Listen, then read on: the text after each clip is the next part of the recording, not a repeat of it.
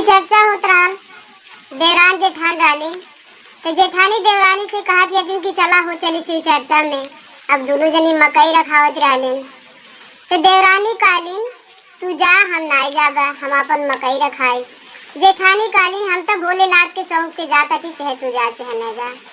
वो भोलेनाथ के सौंप के चल गए शिव चर्चा में। आ यहाँ जब वो जाते थे शिव चर्चा में जेठानी इनकर तब देवरानी से चली अब तो ये चली गई ना इनकर मोटकी मोटकी बाल तूर के ले आवा हम धई ले।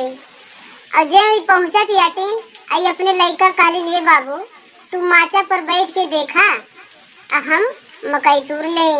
लड़का माचा पर बैठा दहलीन मकई तूर तूर जब ही गाज दहलीन सोचली ना बोरा में भरी तो लड़का माचा पर से बोला था भागुरे माई है मकैया वाला आवता भागुरे माई है मकैया वाला आवता।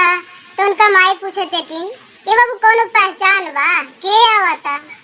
तो कहा था लड़का बड़ा बड़ा बार उनकर पाकल पाकल दाढ़ी बड़ा बड़ा बार उनकर पाकल पाकल दाढ़ी बसहा बैल के सवार रे माई है मकैया वाला आवता भागुरे माई है मकैया वाला आवता।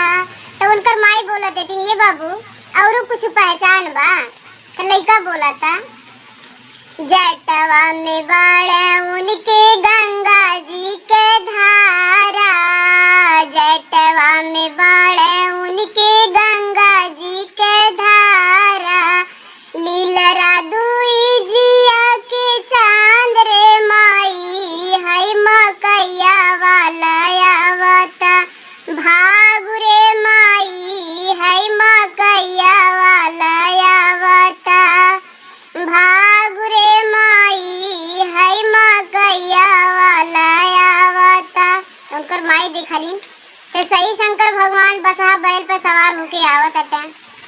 तभी अब सोचे लगली तो का कहते भैया हरिंदर दिहले तीनी गोनिया मामा भैया हरिंदर दिहले तीनी गोनिया मामा तीनों नियम माया पनाई रे माई है मकैया वाला आवता भागुरे माई है मकैया वाला आवता।